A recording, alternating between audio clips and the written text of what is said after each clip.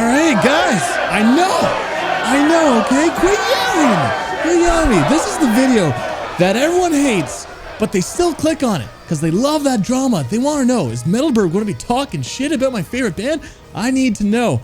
Well, man, get ready because there's going to be a lot of hot takes in this video, okay? These are the top 5 biggest disappointments in metal for the year 2022, and or like worst songs, worst albums, worst news, whatever it is. These are things that I was just really disappointed by. Overall, it's been a really good year, and actually I might be kind of critical, but I don't really find things to be overly disappointing. I try to see the merit in everything. However, with these top 5 picks, I couldn't. So get your pitchforks ready because I know you're going to be quaking in your boots. You're already raging right now, man. I know.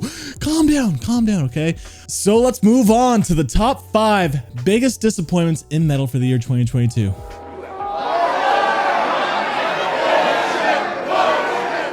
All right, starting off with the spiciest take because this is one of the most polarizing albums of the year. Some people are citing it as their #1 album of the year. Not for me. Not for me, okay? This is no bueno. This is Thornhill Heroine. I know, you guys are just raging right now. Some of you guys are so pissed. Other people are like, yeah, I agree with you. I didn't really care for that album. You know, it's so divided, but to me, this album is so cheesy. It's trying too hard to be capturing the sound of the 90s, and it just feels so kind of cringy, to be honest, man. Like, I'd rather listen to the stuff from the 90s, like, you know, Deftones, the Cranberries, the stuff that it's trying to recapture. It just doesn't work for me. And like, I heard the stuff live too, although like Jacob has a great voice and it sounds even better live because the distorted vocal effect is not there. I just find the stuff from the Dark Pool to hit better live, and also the stuff from the Dark Pool to just be a lot more energetic and fun. Although I was going to say Heroine is more original, but not really. It's just trying to capture the stuff from the 90s. It's not the most original thing either. So sorry, this is one of the most disappointing records of the year for me. Okay, I need to be more clear about the fact that I don't think this record is that bad. I think this record is actually really solid in terms of structures, in terms of instrumentation, vocal effects, and tone. I can't get behind. I'd rather listen to the Dark Pool. But if you love this album, then I totally respect your opinion. I just can't get behind this album personally.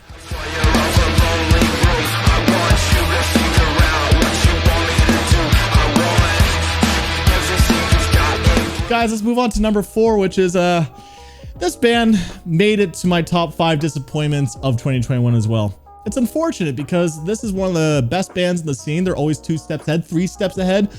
It's Bring the Horizon.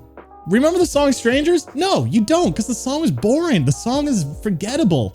The Bring the Horizon can handle some criticism, okay? They're doing amazingly well. They're super successful, but Strangers and I'll Die For You.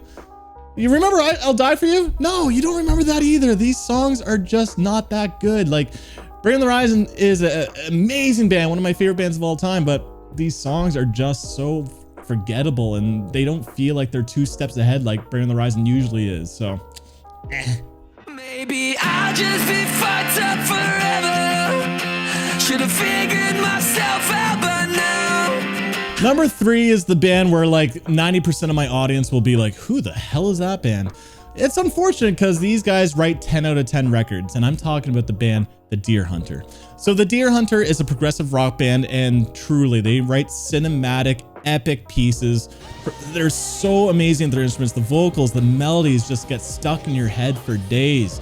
It's like listening to a movie. So for them to venture with a different direction with this one-off album is a neat idea on paper. I just felt like the execution of it was just kind of okay. Like, it's not bad music. If this is your first time hearing the Deer Hunter, you might enjoy it, but as an avid Deer Hunter fan, it does not hold up to the rest of their catalog, and I can't really see myself going back to this record, and I'm really hoping for Act 6 to finally finish. So the Deer Hunter, Antimai. I already forgot the title of the album. Persist and endure. We'll maintain the status quo. They'll resist, but we'll assure that nothing. Number 2 is going to be on a lot of people's most disappointing albums of the year. This is a band that I would say is also in my top 5 favorite bands of all time, and that's why it's one of the most disappointing records of the year. This band has totally changed their style ever since the guitarist and main songwriter has passed away. Clearly, I'm talking about Architects, and it's totally fine. The band needs to evolve. They need to change. These guys still write the one-off banger, but their records as a whole are kind of boring. I find this record from Architects just bland. Like, the hooks are so in your face trying to be catchy that I just can't get behind it. It comes across like it's trying too hard to be catchy, and it's so, again, overproduced, just like the last record. I really found this album to be a chore to go through, which really sucks because Architects is one of those bands where it's a joy to listen to their albums. However, this new one was just no bueno. Except for New Moral Low Ground, that song is sick, and the breakdown Deep Fake is good. Like, there's some good moments here and there. Overall, the album is just not enjoyable, man. You think that I'm too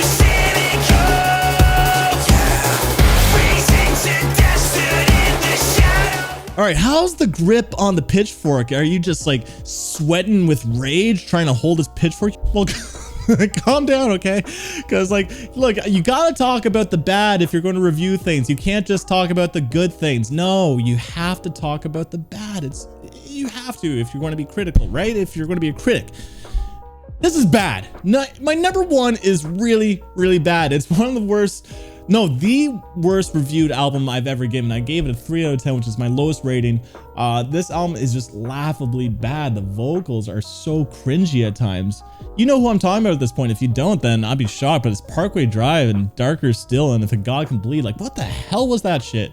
Look, I sound like an entitled D-bag, I get it, but when you're listening to music and you're trying to review music and be critical, but then there comes albums where it's like a chore to go through, it really takes what I'm doing as a hobby and makes it really feel like a job. And I don't want that. I don't want what I'm doing to feel like a job. So when I'm listening to these albums that are just a chore, it really just is not fun. And this record to me is not fun. It's not even original. It sounds like Metallica and Pink Floyd at times. It doesn't even have the most original ideas.